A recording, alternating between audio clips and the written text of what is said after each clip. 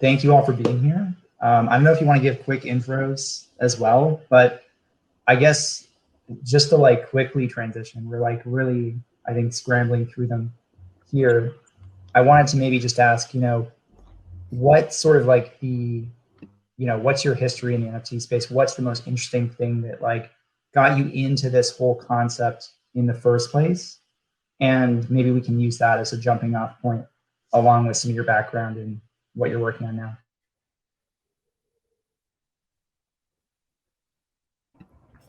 Sure, I can go first maybe. Hi, I'm Jesse. I'm the founder and managing partner of Variant Fund.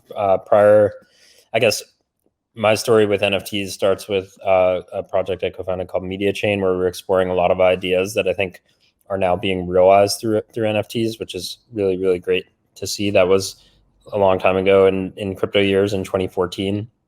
Was the beginning of Media Chain Labs, and our goal was to build what we call the universal media library, where all the world's images, videos, songs, et cetera, could be sort of attributed to their creator, their owner, and you could find out sort of all the information about that piece of media online. And I think that's where we're going with NFTs. So very excited about that. Awesome. Maybe Linda, if you want to go next. Oh, yeah, sure. So hi, I'm Linda. I'm co-founder of a crypto fund called Scalar Capital. I previously was at Coinbase for a few years, and I got into the NFT space mostly through the gaming side initially. I play a lot of video games, and I really love the idea of just in-game items being able to move freely between different games or be able to trade them in marketplaces. And so I was collecting a bunch of Gods Unchained and Skyweaver cards early on because I really love the concept of being able to like earn these cards in these games and be able to actually trade them. So that was really compelling for me.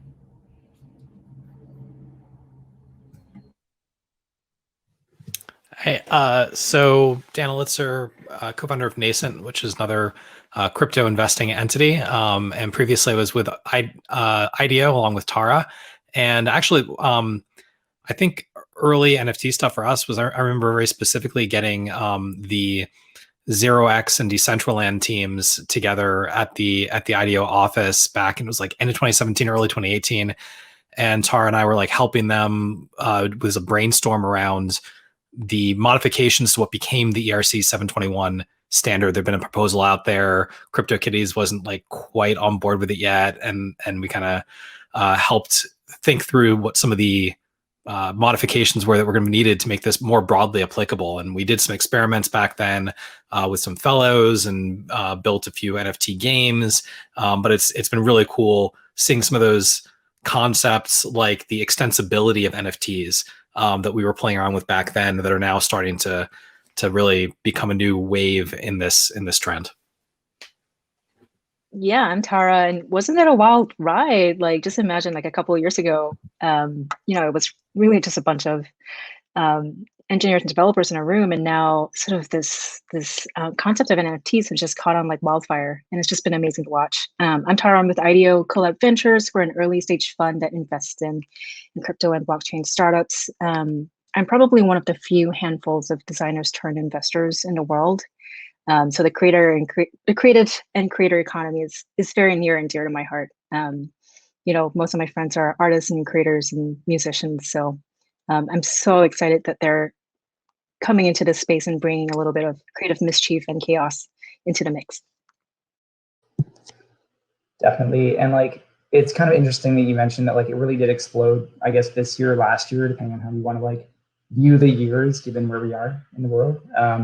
But why do you think it actually took off now? Like, what do you think changed between like whatever you want to call the previous cycle, if we're doing cycles, whatever you want to call that previous movement? Like, what was the big reason that like we now see this sudden explosion? I think Bitcoin and crypto more broadly sort of crossing the chasm to mainstream cultural acceptance was sort of a prerequisite for NFTs to do the same. So essentially, like, Bitcoin has been around for 10 years, but has always like toiled in this sort of like bleeding edge sort of niche territory. And really, over the last year, it sort of became an institutional asset. And I think very clearly accepted as such, not going back from that. So that probably had a lot to do with popularizing the idea that digital assets can have value. And then, that the understanding of that, I think, maybe transmuted pretty naturally to NFTs. But then separately, I think another trend that also happened over the last year that may have had something to do with it is that investing in general has become sort of like a team sport that you play with your friends online, or like with Wall Street Bets and Robinhood, and making investing a lot more accessible, and crypto making investing a lot more accessible. I think the realm of investable assets has opened up quite a bit, and investing has become culture, and culture has become investing. And so that all plays really nicely into NFTs as a new asset class for people to speculate on and invest in. I think one other area that was also really important to take off was just the concept of DeFi, decentralized trading, and people being able to take these NFTs and trade with anyone. Just early on, I think that there was a lot of skepticism around decentralized exchange and people feeling like you needed to go through centralized exchanges. So seeing that wave take off, I think, was really important. And now we're seeing a lot more discussion of like, what else can you do beyond just trading? And so I think that that's been where there's been a lot of creative exploration happening with like fractionalized ownership and being able to borrow and lend, use as collateral. So I think that DeFi and NFT pair really well together in terms of kind of helping this take off. I'm kind of curious, actually, like, well, I mean, yeah, certainly DEXs like Ether Delta was not a great experience. If people remember that like era of DEXs, but like Tara, like from a design perspective as well, like we've seen a lot of shift in like how people are talking about like what it means to run an NFT platform, to run crypto platforms generally. In like the last cycle, I think the big thing was like abstract away everything. We'll use meta transactions. We'll like abstract away all crypto from the UX. And now Kaven from Foundation has put a good sort of post out about like crypto wanting to be seen. Like, where do you think we'll eventually end up in terms of crypto design, and like, does crypto want to be seen? I think you're always going to get, sort of a gradient. People who are creating on these platforms will want to peek under the hood to some extent and understand, what it is they're actually doing. And then I think you kind of get sort of the mainstream, or sort of down the funnel, mainstream audiences who may or may not want to know what crypto is. I mean, one of the top trading cards, I think I was peeking at Etherscan a couple of days ago. The top trading cards actually belong to a soccer trading game called So Rare. And you go on the site and you play the game. It's a fantasy soccer kind of game, and there's zero mention of crypto NFTs, like zero. It is it's not a closed system, so you can actually trade So Rare on other platforms, but when you're on the site and through the entire experience, you don't see crypto mentioned at all. So I think there will be space for that. I think there will be space for crypto native artists and sort of communities to sort of spring up around that. But I think you're also going to have the So Rares of the world that go after huge, massive mainstream markets that may not mention crypto at all. Jesse, what are your thoughts on that? Like, I do see there being a lot more of a push this cycle of like people talking about like crypto as something that is like front and center. And like, I know you're kind of close with Foundation, so I'm kind of curious to get your thoughts on that. Obviously, they've done really well with that approach. Yeah, I think I agree with Tara in that I think there's sort of like different approaches, maybe at different points in crypto's adoption. So like long run, I think, on like a 10-year time horizon or something like that, I think crypto succeeds when we no longer talk about crypto. It's just like part of the plumbing of the internet, and it's like an expectation that everything uses it. Sort of like we don't talk about like ISPs or broadband or even internet companies. We just talk about like startups, right? Like so that, I think that's where we're going. But I think where we are today is we're still in maybe like the early adopter or maybe early majority phase, and so the technology is still rough around the edges and requires like a sort of open mind about how to use it. And so given that it's rough around the edges, I think it might actually be helpful to expose it to people to make them aware that they're trying this new thing. And, that comes with new opportunities and also new challenges that are worth sort of struggling through in order to get to the opportunities on the other side. So that's my interpretation of Kayvon's post on like crypto wanting to be seen, is like people want the real thing and they need to know, why, what it is and why they're doing it, in order to like get around the rough edges. But I think like we can't expect everyone on the planet to go through that. So like at some point it needs to be abstracted or sort of smoothed out for end users. Oh, Dan, did you want to hop in? I saw you. I was just kind of like, I think it's really interesting that you're seeing that not just in NFTs, but across different parts of the ecosystem. Like DAOs sort of are the same thing right now. Like you have just like DAOs that are mostly people interacting in a very primitive way with like, various multi-sigs and like various tooling that isn't really there yet. Like, if you look back at what Aragon was doing, like it certainly wasn't like the most friendly interface. You've got a few interfaces like DAO House now that still require a lot of knowledge of like what it means to be in a DAO in the first place, and the terminology itself is also kind of confusing. But like Dan, this actually might be a good question for you, which is like, you've had a lot of involvement in DAOs. Like, there definitely seems to be an increasing intersection between those two topics. So like, one piece of like the future of NFTs that I'm kind of curious about is like, we just saw Pleaser DAO purchase like a $5.4 million NFT from Snowden, which is like, I don't know if that's like in the top 10 anymore, to be honest. Like, I think there's like, at this point, a lot of other sales going on, but that was probably the first one I've seen that was like large scale DAO purchasing. Like, how do you see DAOs interacting with NFTs and like that sort of intersection working in the future? Yeah, I think we're starting to see a lot of overlap between NFTs, DAOs, DeFi. Like it's all kind of like getting blurry around the edges, and there's pieces of each. I'm actually starting to see more projects using NFTs like in DAOs in various capacities, or like adding NFT components on top of a DAO that's associated with a DeFi protocol. So it's really all kind of coming together in interesting ways, and I think it's largely a matter of perspective, which you put as like the headline and like which are the supports for that. The experiments we've seen with things like Whale DAO and Flamingo DAO, and then like K21 and like all these different things, it's also starting to feel like it's meshing with social tokens, which I remember, Jesse, you were like one of the people to like turn me on to that, a few years ago. And the idea of just like these collectives of people, where I feel like DeFi comes from a like protocol first, and then we need a DAO to support that. And we're now starting to see like collections of people just come together by like shared interests, shared values, and then finding a way to put funds into that and attach it to specific activities or buying specific assets. And so it feels a little bit like an inversion of where we've seen DAOs be created before. And I think it's really exciting. It feels a lot more kind of organic and bottom up.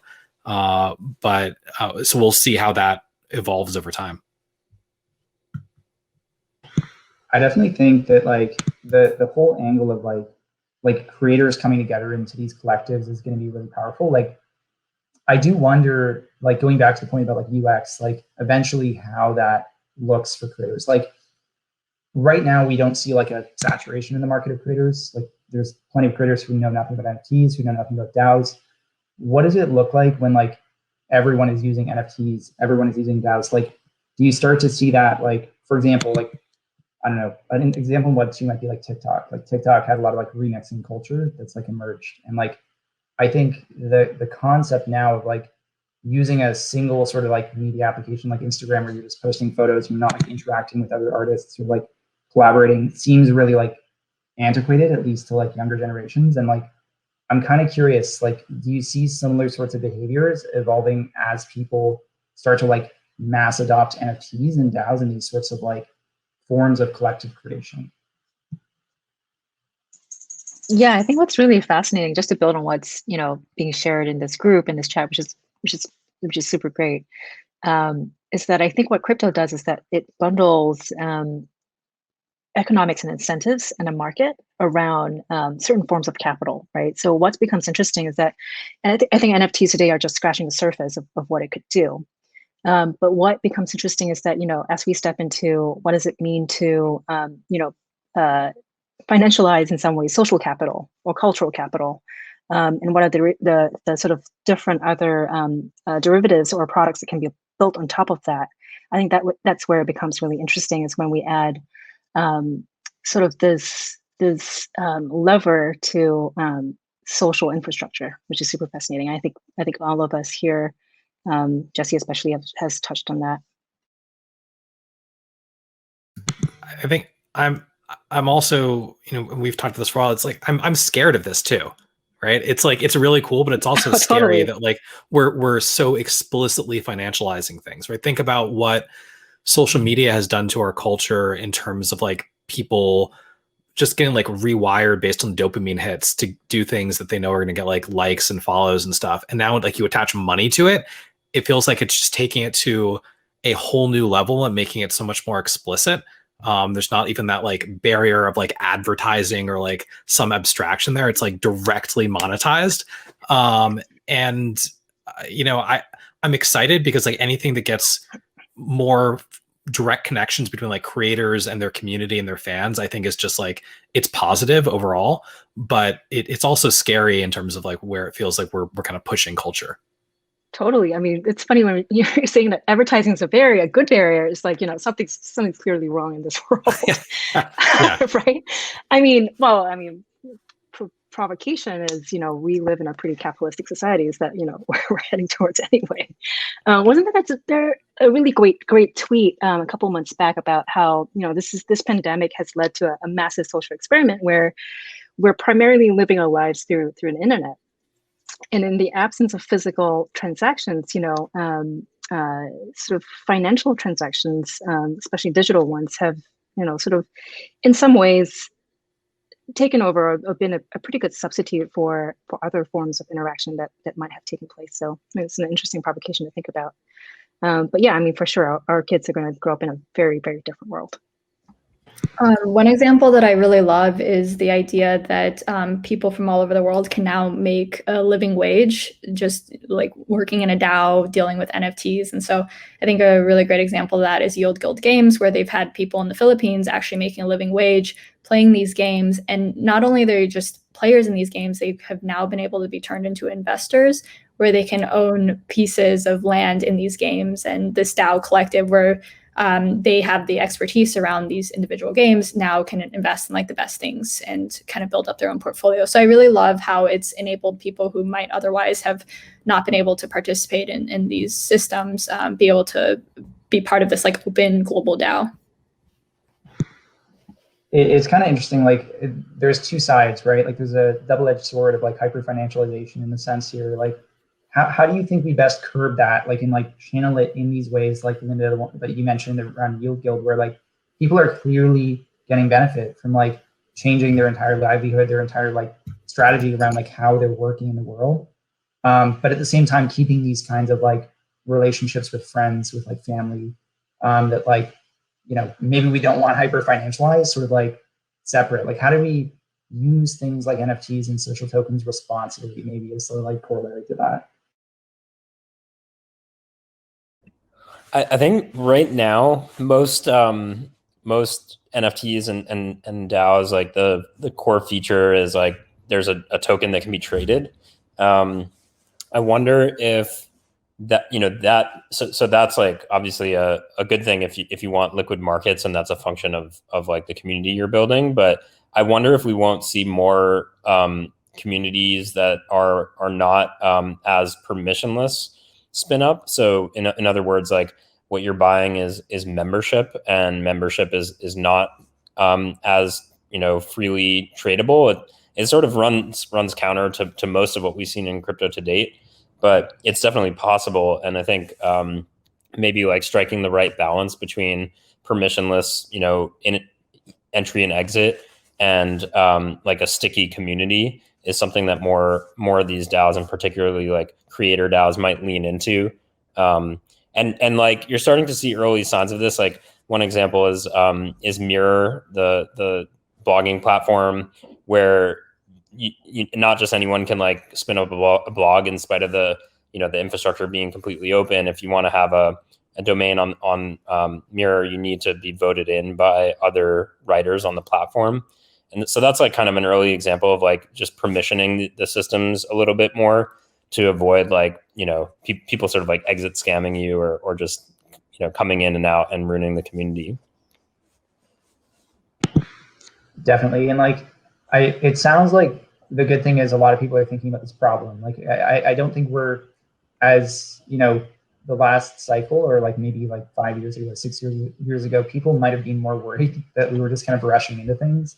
And it definitely seems like we're taking a more measured approach now, which is nice. So I wanted to quickly go back to the Pleaser DAO example, actually, like, because there's one other piece there that occurs to me that we haven't really touched on, which is like, eventually we could imagine, and this actually happened in that auction, which is what reminds me of it.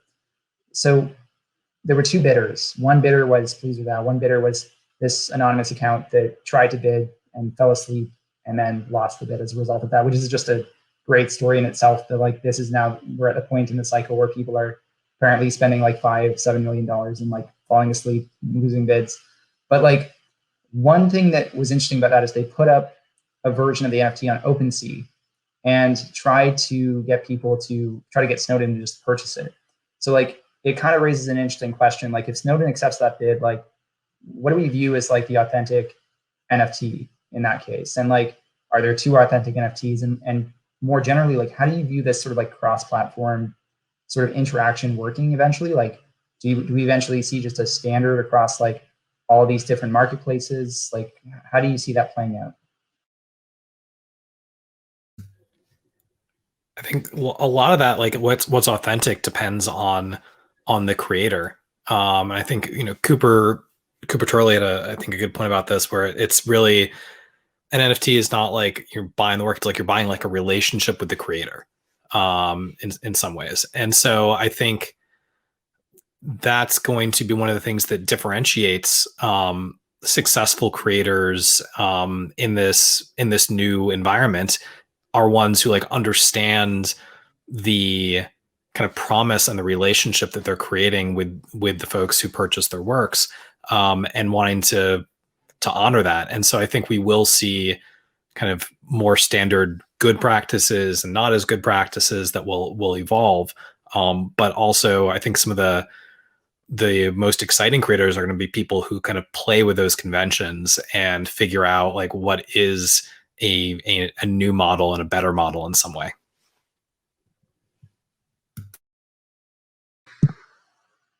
Tara, what are your thoughts from like a design perspective? I kind of want to like get more of that in. I mean, I think someone mentioned it during this panel, which is the infrastructure right now is still broken, right? I mean, we need better standards, we need better bridges, we need more collaboration, I think, across protocols and platforms themselves. So I think that's that. I think it doesn't solve a human problem, right? The technology doesn't solve a human problem, which is, I mean, there are lots of people who are just ripping off original artwork and minting NFTs and selling it, on their own, and it's not. It doesn't account for that. So I think it's just a reminder, at least for me, that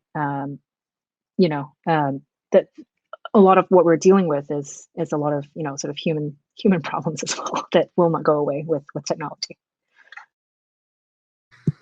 Do you think we've spent enough, like for everyone, like enough time on those human problems? Like, what are the biggest outstanding, like just not even like NFT specific, but like what are the biggest like coordination problems we like haven't solved yet? And like, I'm very like biased towards ones that are more sort of like public goods focused on the Gitcoin side. But like, I've noticed, Mirror is doing some really interesting work specifically on this, like trying to figure out like, how do we coordinate people to like donate to these like pools of different like addresses, or how do we coordinate people to like create DAOs immediately to like party bid on these different like NFTs? Like, what are those sorts of forms of coordination that we think will like emerge from like this like, I guess, ongoing cycle? One thing to throw in the ring here is like, I think, I'm kind of sick of my own buzzword, but like it's the buzzword is patronage plus, right? So the idea is like patronage plus profit. And I think like what crypto enables in a pretty unique way, because it's 24/7 global markets, is like the complete synthesis of the two. So like in Web 2, you had like lots of tools to become a patron of creative things you wanted to see in the world.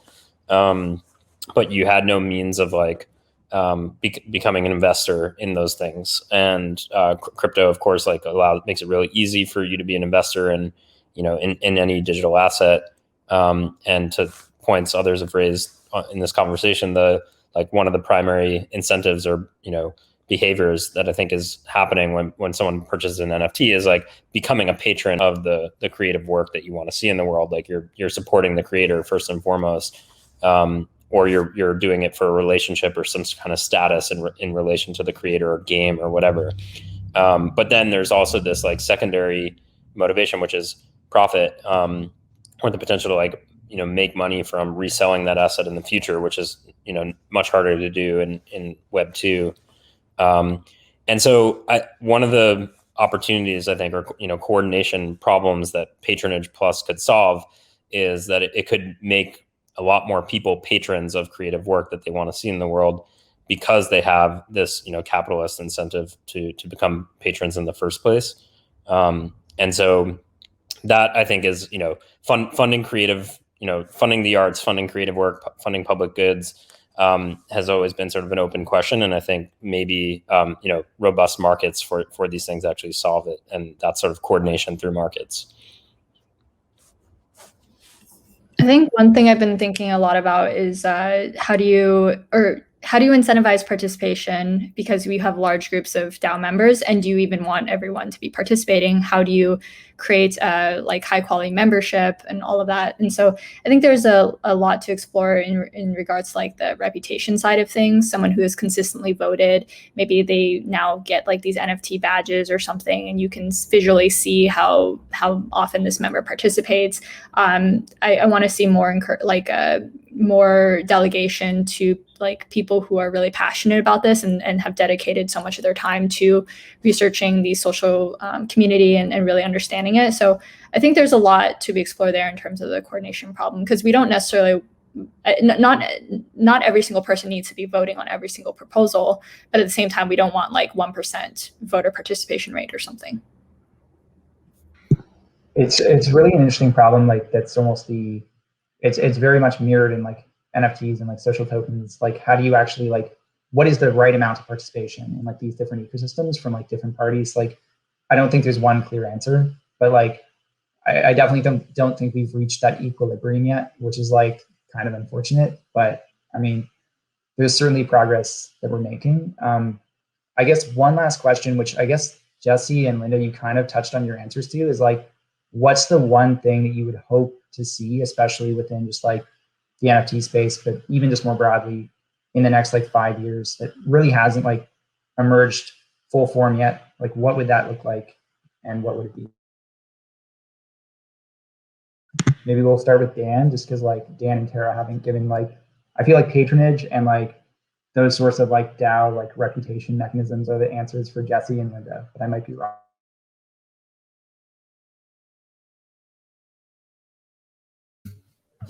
Tara, why don't you take it? Go ahead. I'm sure you have lots of thoughts. Yeah, go ahead. I'll come after. Yeah, I think that's right. I think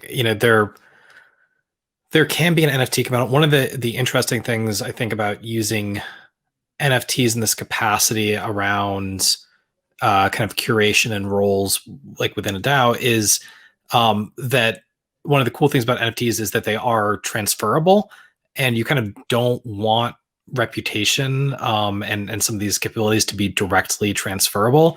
So it feels like a weird mashup to me. And honestly, like I don't fully have my head around like why this is going to work, but it's a concept that I've seen popping up in enough places from enough smart people that I feel like I'm missing something here, and that there must be a twist that it just is not clicking for me. I think we're gonna see more like non-transferable NFTs, and so like this is only attached to this address, or you need to like maybe give permission in order to transfer this, and there's certain criteria involved. So I think we're gonna have like less. I mean, Jesse touched upon this, like less like permissionless kind of situation in some cases. Yeah, maybe that's like my limitation is like I think of that as like, well, isn't that what like a kind of token curated registry, like TCR is? Like, why don't we just have like a registry of the addresses and we update the registry? But like, I feel like functionally it's the same, but like maybe it's easier for people mentally to grasp onto when there is literally like an asset sitting in an address. That's like a paradigm we've gotten used to. So one thing, I think TCRs are actually going to be really popular, but I think one good example could be like, imagine one address just getting verified or having some certificate that they went through some verification process. You don't necessarily want that NFT to be transferable, but you want that wallet to represent that NFT and show that they went through this process. And now as this wallet like logs into all these different dApps, they can like easily log in, but you don't want everyone to be able to have that same credential without going the same process. So I find like identity and NFTs non-transferable to be like kind of similar. So I'm gonna say your answer, Dan, is technically TCRs. Jesse's is technically Plus. Linda's is technically reputation in the context of NFTs and DAOs. And then Tara, you get the last word, and then we have to wrap. Okay, I'll be quick. I think I'm most excited about next level NFTs, which is what can you do with ownership of creative assets? So what does it mean when you stake NFTs? What does it yield, and how do you sort of perform sort of and earn through ownership? And I think that yields lots of interesting stuff from, licensing of creative assets to membership tokens to to much more. So super excited there. Thanks, Scott. You've been amazing. Awesome. This is great. No, thank you all. Like seriously, a lot of respect for like everything all of you are doing.